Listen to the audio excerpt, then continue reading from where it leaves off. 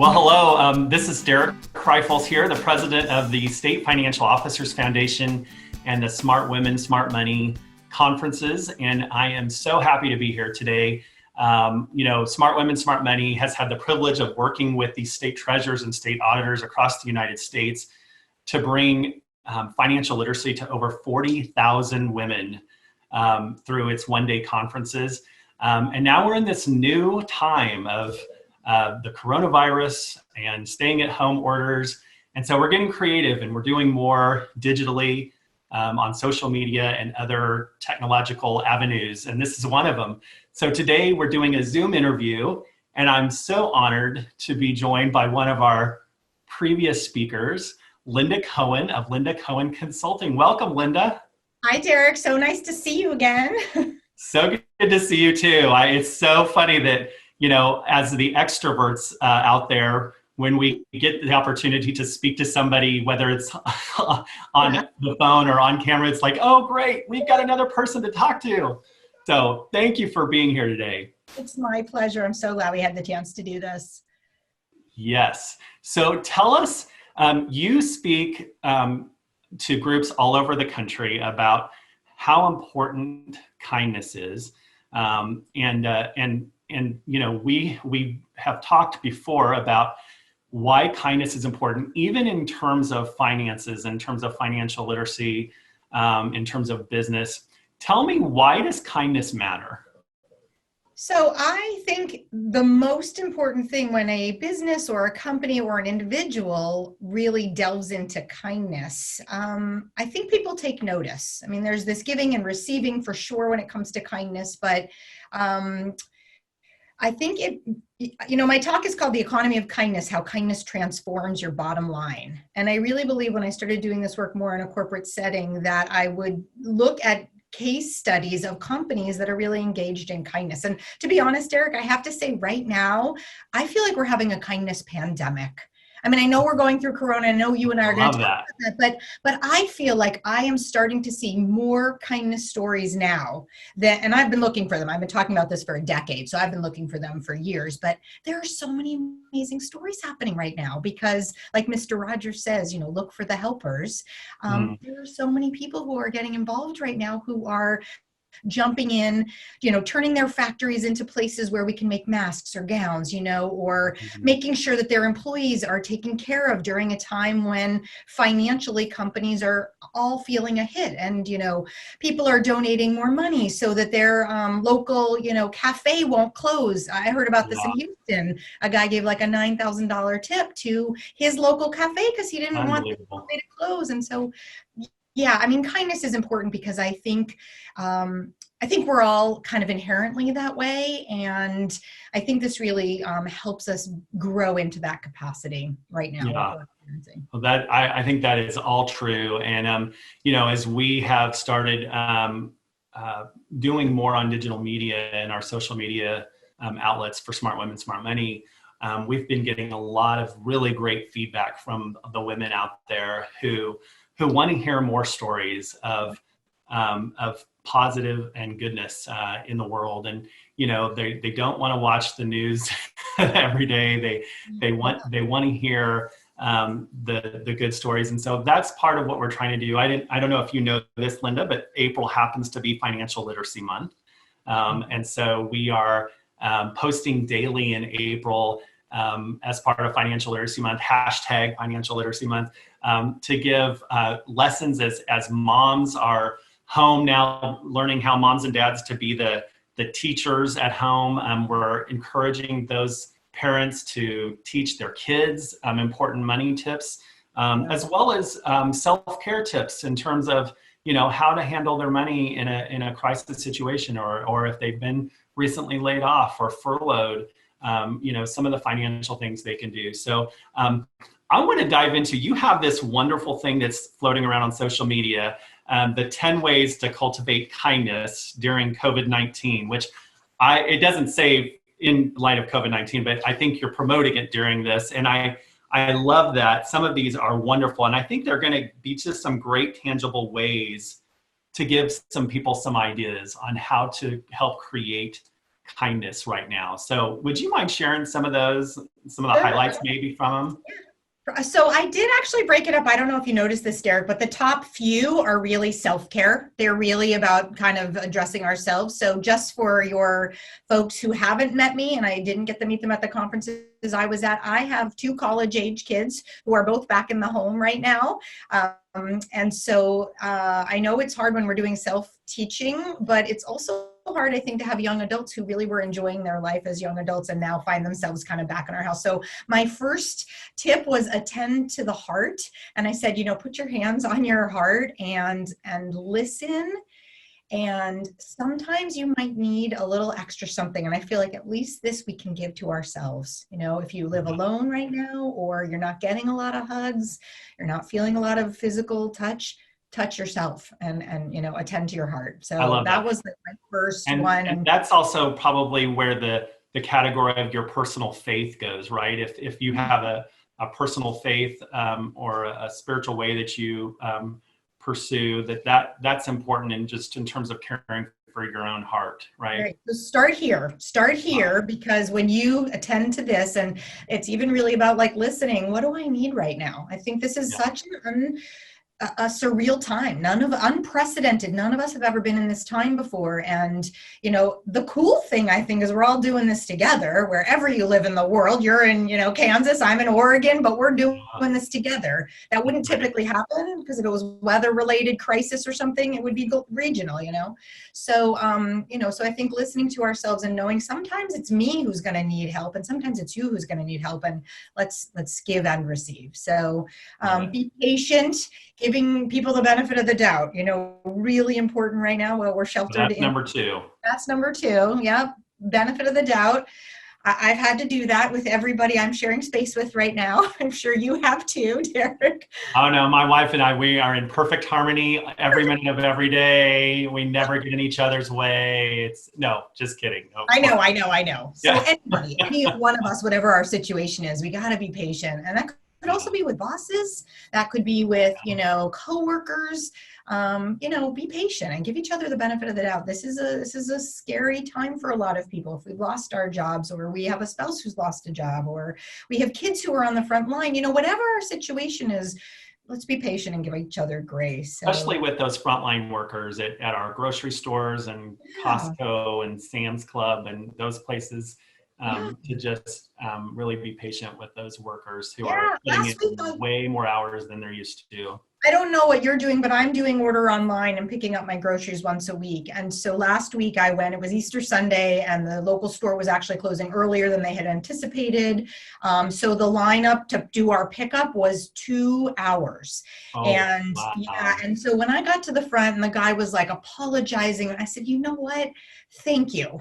Because you are out here doing this so I can stay home and do what I'm supposed to do. So please, and I almost wanted to get everybody in the cars to honk for them and clap for them. And I couldn't think of exactly what to do, but, give people the benefit of the doubt and patience. Yes, agreed. So, number 3. Yeah, celebrate good news. I mean, you were saying people want to hear good news stories. I got a lot of them. I'm collecting them. Just Google good news during COVID-19 and you'll hear so many amazing stories, and people are collecting them. Have you watched Some Good News? It's like John Kozowski. Yes, John Krasinski. Yeah. That's so much fun. It's so much fun. He's had 2 episodes. I haven't seen the 3rd one, but it just came out this week. I got to watch that one. Yeah, so. I love it that he is doing that. And you can tell. Did you watch the Disney sing-along last night? I did, and I sang along really loud. It was a lot of fun. We recorded it so I can do it over and over again. Over again. There's so many great stories. Even if you just Google the stories about the kids who are, making masks, or the thank you, giving the 7 o'clock, clap every night for the people who are in healthcare. There's just so many great stories to pay attention to. So, and you did mention this, Eric, at the beginning. One of the things I've always encouraged in my work around kindness is to tune down your media diet, to absolutely not, the news, I want to say this very tactfully, but the news tends to be 17 bad news stories to every good news story. That is the ratio. So if you do tend to tune into the news, you will end up feeling like things are harder. So I encourage people to, maybe read the newspaper or listen to the news, but maybe not tune into television as much for their news. Boy, I agree And with that. now 100%. that's helpful just for your own mental health, Yes. Music. I mean, we mentioned the sing along, but I listen to classical music. That's what I switched to when I stopped listening to a news broadcast. But now I'm listening to fun rock music, 80s music, something just fun. Maybe it's spiritual, inspirational music. So it is amazing how music can change your mood, take you to an old place that you've been, an old memory. Yeah. And I love what it does to our souls. So I love that one. Absolutely. And All in This Together last night on the Disney sing-along, the last song they sang was from High School Musical. Yeah, they had all of their actresses and actresses back doing it. It was really cool. So yeah, that was fun. So yeah, so those are kind of the ones for yourself now, kind of thinking about how to give kindness, seniors. I have a stepmom who's living in a senior, Number 5. Number 5, she's living in a senior care facility. I try to call her every day. She's got a little bit of memory loss. So sometimes she'll be like, oh my gosh, we talked yesterday. And actually it's been 2 days, and I'm like, I'm glad you don't remember. I didn't actually call you yesterday, but it's okay. But connecting with seniors, maybe it's somebody maybe it is a neighborhood place and you have your kids draw pictures. There's a lot of ways you could connect with seniors. You could even order meals and deliver them to the folks who are working in the senior care facilities. Any other thoughts you have about how to connect with seniors in your community or that you've seen, Derek? No, I think all of those are great. I wonder about all the restrictions, when you talk about senior care, those are obviously the population that are more fragile in this environment. And so I would just encourage, don't just run out to your senior care home and do something like that without calling first and making sure that they talk to them first, for sure. Yes. Yeah. Yeah, my stepmom was actually finally able to get on Zoom because one of the workers in her facility helped her get on a Zoom call. And that's great. Yeah. So displaying, number 6 is displaying your thanks. I know we're seeing that. We're seeing recognition and acknowledgement just everywhere. And that is actually one of my big topics that I typically talk about in my keynote about you. I know you wanted to ask me, why is kindness important in the workplace? Yeah. And part of that, I think, is a company's reputation. Part of it is their possibilities to recruit great talent to their company. And then the last one is their retention. And, I think when we show thanks for our employees, and I'll say, I have an employee friend who is working for a company and she just got a little care package from her boss. And it was a succulent, and it said, it sucks, SUCC. It sucks that we aren't working together. And, she posted it on social media. It meant a lot to her. So there's ways you can do recognition and acknowledgement right now for people who are out there doing frontline working and for people who are working in your own business. Yeah, I love the idea of creating your own homemade sign and hanging it in the front window. We've seen that in houses in our neighborhood. And my wife, we were in the car the other day, and my wife said, what a great business to be in right now if you're a banner or sign maker, because all these restaurants that are staying open to do curbside or delivery, they're advertising that, and many of them say, thank you, frontline workers, thank you to the nurses, doctors, and frontline supporters who are working, and it warms your heart to see those signs up there. Really, some of the big ones outside of hospitals, because people are putting really nice wooden, huge things outside. Yeah, just kind of helps make everybody feel connected and make the feeling of community and spirit of community still alive. So that's great. I have a little PDF that I printed. I can send this to you if you want to put it up on social media. It was a nonprofit that I know in New York who printed them out. And it's thanking the delivery people, because we're still getting deliveries. And I can send you that. It's kind of a sweet little. That's fun. Put it in your door. 7 was sending condolences. We're all going to be affected by this. And if you haven't lost somebody to COVID, you may know somebody who has. Yeah. Or even if you know someone that is sick, just offering to, let them know you're thinking of them, let them know you're praying for them, being willing to take their family members a meal. So not just if they've passed away, but just if somebody's struggling. We have friends right now that we know that are struggling with cancer, and what an awful time to be separated from your spouse or your loved ones that you can't go into the hospital with during their cancer treatment. So think about all those people too. I think it's important to keep those people with regular, I say regular cancer, heart, medical conditions, things that happen every day that are compounded now with this environment. So one thing I will say, and I know you're maybe not as, I technology is not a challenge for, for speakers, but if you happen to be able to record a video, I have sent a couple of videos out the last couple of weeks because I've had 2 or 3 friends who have lost loved ones, not to COVID-19, but during this time, so that the mourning and the grieving process is totally different. And, send a little video. And if you happen to know the person who has passed away, tell a story, share a little story you have with that person. I think that video also right now, because we're distanced, like you said, and we're extroverts, it's really nice to see somebody's face, Yeah, that's great. Yeah, so that was 7. Number 8 was offer accolades. I did, mention going to the other day to the grocery store and having to wait a while. And I actually that was a company I spoke to last year. So I sent a little note to the manager telling them, positive accolades. So always tell somebody's manager if somebody's given you great customer service. So even more important now, I think. Yeah, love that. Donate to charities. I mean, I'm sure in your community, the same things are happening where you can do all sorts of donations if you can. I mean, financial challenges are abounding right now, so if you can give a little something to help another organization, you probably have some great suggestions of that. Yeah. Well, I would just encourage, not just to be charitable to an organization, but if your neighbor is laid off and struggling, like figure out a way to surprise them with a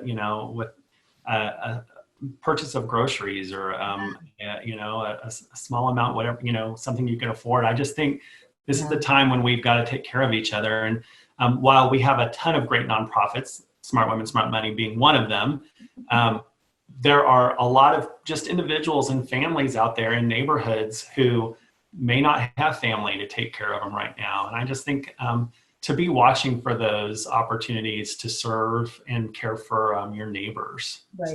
Right, right. We have all sorts of opportunities right now for giving and receiving kindness, right? Yeah, absolutely. Okay, and drum roll, number 10. Voice your love. Tell someone you love them today. I just feel like this time really breeds us making sure we're not waiting to say something to somebody. No, I love that. Oh, wait, hold on. Hey, Melanie, I love you. Okay.